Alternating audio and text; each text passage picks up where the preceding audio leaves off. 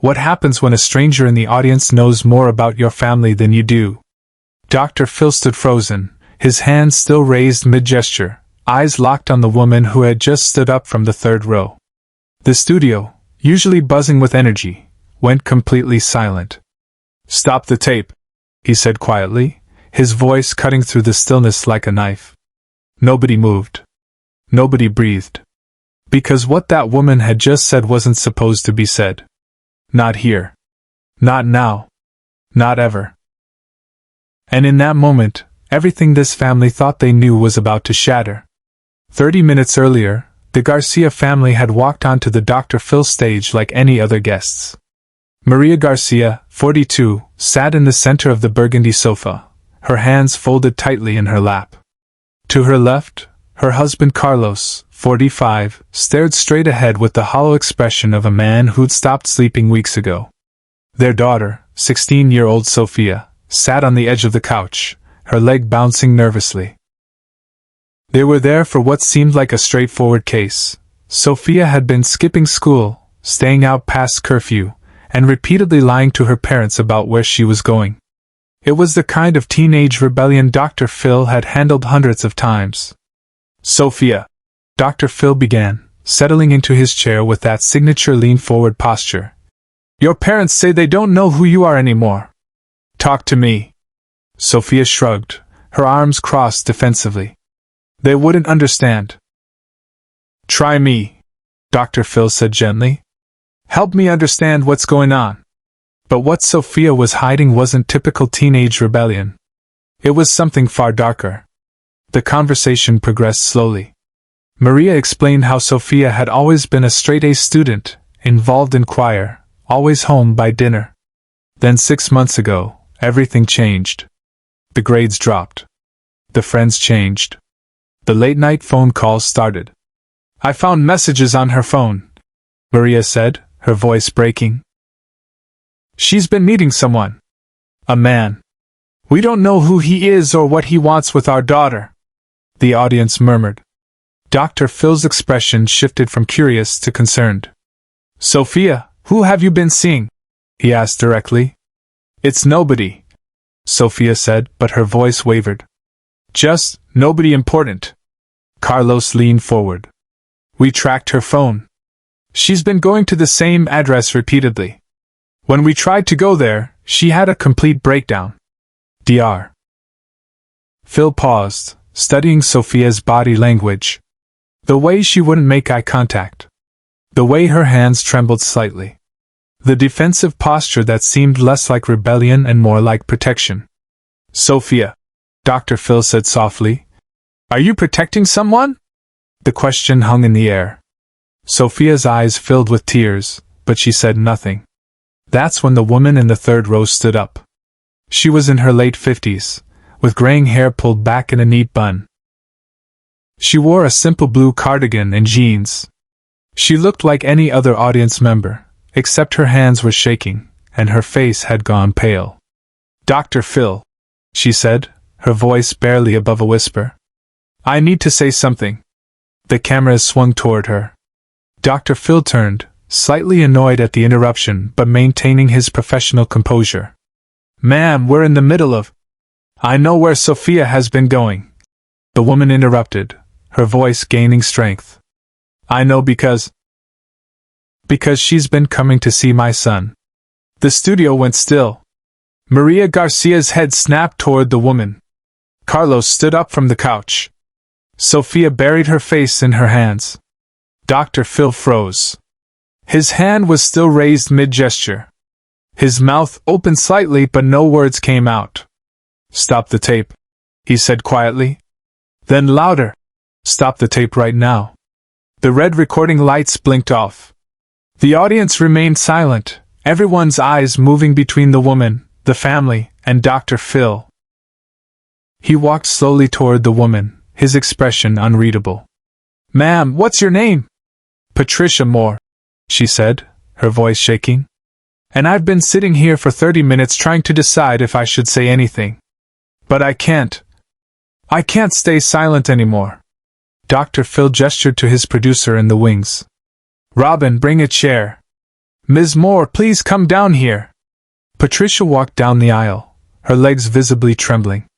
A stagehand quickly positioned a chair between Dr. Phil and the Garcia family. The entire studio felt like it was holding its breath. Subscribe and leave a comment, because the most powerful part of this story is still ahead. Dr. Phil sat down across from Patricia, his full attention on her now. The Garcia family remained frozen on the sofa, Maria's hand clutching Carlos's arm.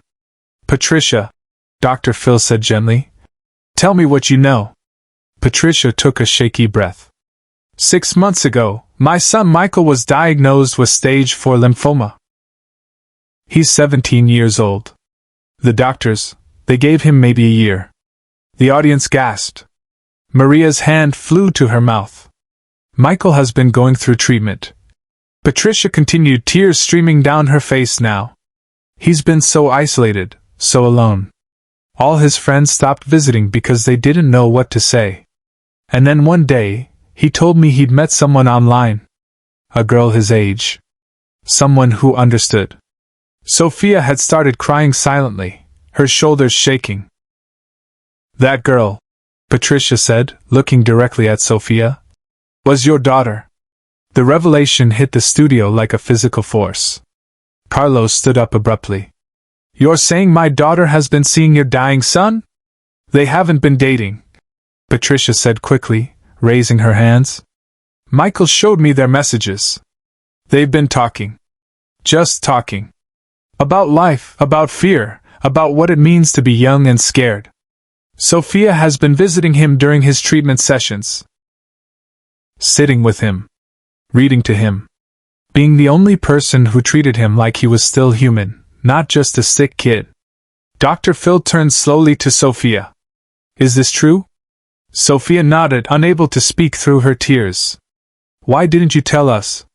Maria whispered, her own face wet with tears now. Because you would have stopped me. Sofia choked out. You would have said it was too depressing, too dangerous, that I needed to focus on school. But Michael needed someone. And I needed him too. Dr. Phil sat back, processing. This wasn't the story anyone had expected. He looked at Patricia. Why are you here today? Because I watched your show, Patricia said simply. When I saw this family was going to be on, talking about Sofia's behavior problems, I knew I had to come. I couldn't let them think she was doing something wrong when she's been doing the most right thing anyone has ever done for my son. The audience erupted in applause. Several people were openly crying. Dr. Phil held up his hand for silence. Carlos, Maria, did you have any idea this was what Sofia was doing? Carlos shook his head, looking devastated. We thought she was in trouble. We thought she was being groomed or manipulated or... I'm sorry, Sofia sobbed. I'm so sorry I lied. But I couldn't let Michael be alone. I couldn't. And then Dr. Phil did something he rarely does. He walked off stage. The cameras followed him as he disappeared into the wings. The audience heard him talking urgently to his producers. Moments later, he returned with his phone in hand. Patricia, he said, is Michael watching right now? She nodded. He's home with a nurse. He never misses your show. Dr. Phil looked directly into the camera. Michael, I'm talking to you now. Your mom is here. Sofia is here. And I want you to know something. What you and Sofia have created is one of the most beautiful friendships I've ever seen on this stage. And we're going to make sure you're not alone. Not anymore. He turned to his producer. Robin, get me contact information for every teen cancer support group in their area. I want home visitation programs, companionship services, everything. Then he looked at the Garcia family. And you have a daughter who, instead of rebelling in destructive ways, chose to be a light in someone's darkness. Do you understand what kind of person that makes her? Nobody in that studio was dry-eyed. Maria stood up and walked to Sofia, pulling her daughter into a fierce hug. Carlos joined them, wrapping his arms around both of them. Patricia stood watching, her hand over her heart. Dr. Phil turned back to the camera. This is what we miss when we jump to conclusions. This is what we lose when we don't ask the right questions. Sofia wasn't in trouble. She was being compassionate in a way most adults never achieve. He pulled a card from his pocket and handed it to Patricia. This is my personal contact for our aftercare program. Michael is going to have the best support system we can build. And Sofia, you're going to be part of it, with your parents' blessing. He looked at Carlos and Maria. Are we clear? They both nodded, unable to speak. What happened next shocked everyone in the studio. Dr. Phil walked to the edge of the stage and addressed the entire audience. How many of you know someone who's going through something difficult right now? Someone who's isolated, sick, struggling? Nearly every hand went up.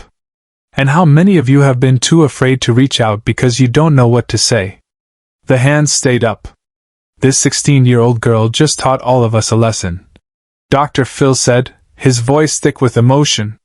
You don't need the perfect words. You just need to show up. You just need to be present. The standing ovation was immediate and thunderous. Patricia was crying openly. Sofia buried her face in her mother's shoulder. Even the cameramen were wiping their eyes. Share and subscribe. Make sure this story is never forgotten. After the show, Dr. Phil did something else he rarely does. He stayed. He brought the Garcia family and Patricia into his private office. They spent another hour talking, planning, connecting resources. He arranged for Sofia to continue visiting Michael with her parents' full knowledge and support. He connected Patricia with parents' support groups. He personally called the hospital where Michael was receiving treatment to ensure they had access to teen-friendly programs. And he made one more call, to a documentary team. I want Michael's story told, he said.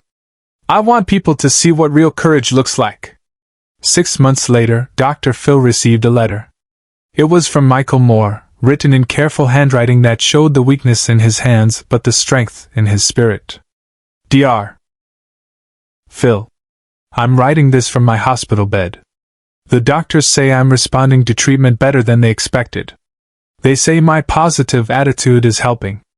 But I know the truth, it's not my attitude. It's having people who care. Sofia still visits me twice a week. But now her whole family comes. Her mom brings food. Her dad talks to me about sports. They treat me like family. My mom says you're the reason this happened. That you could have just done another show about troubled teens, but you stopped and listened. You made space for the truth. I don't know how much time I have left. But I know this, however long it is, I won't spend it alone. And that's because of you. Thank you for seeing us. Michael. Dr. Phil keeps that letter in his desk drawer. On difficult days, when the cases seem hopeless and the problems insurmountable, he takes it out and reads it. Because sometimes, the most powerful thing you can do is stop, listen, and make space for the truth no one expected.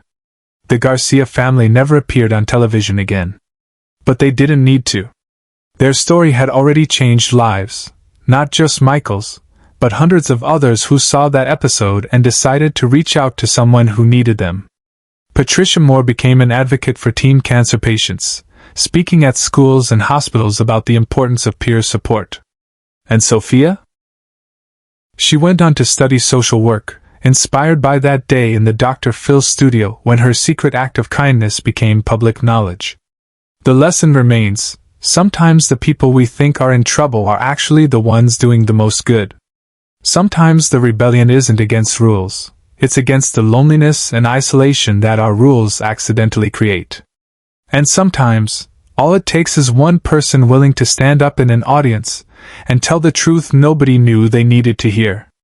Dr. Phil still talks about that episode. Not because it was dramatic, though it was. Not because it was emotional, though it certainly was that too. But because it reminded him, and everyone watching, that behind every problem child is a story waiting to be understood. Behind every concerned parent is a truth waiting to be discovered. And sometimes, the person with the answer isn't on the stage at all.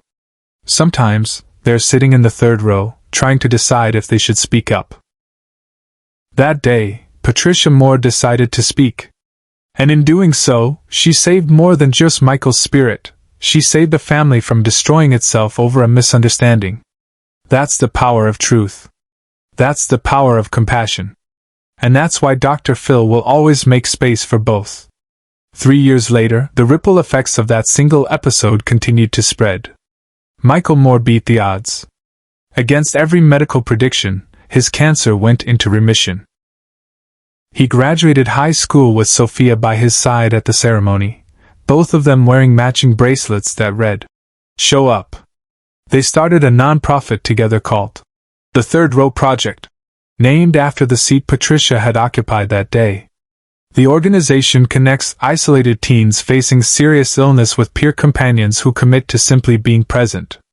Dr. Phil became their honorary board member, featuring their work on 3 follow-up episodes. Each time, he reminded viewers of that frozen moment in the studio when everything changed. "I've done over 3,000 episodes," Dr. Phil said during one follow-up. "But that day taught me something I thought I already knew: never assume you know the whole story." That audience member could have stayed quiet. Sofia could have kept her secret. But they chose courage over comfort. And look what happened! The bracelet Michael sent Dr. Phil, identical to the ones he and Sofia wore, sits on his desk next to Michael's letter. On particularly challenging days, when the weight of human suffering feels overwhelming, Dr. Phil touches that bracelet and remembers, sometimes the answer isn't in the questions we ask, but in the space we create for unexpected voices to be heard.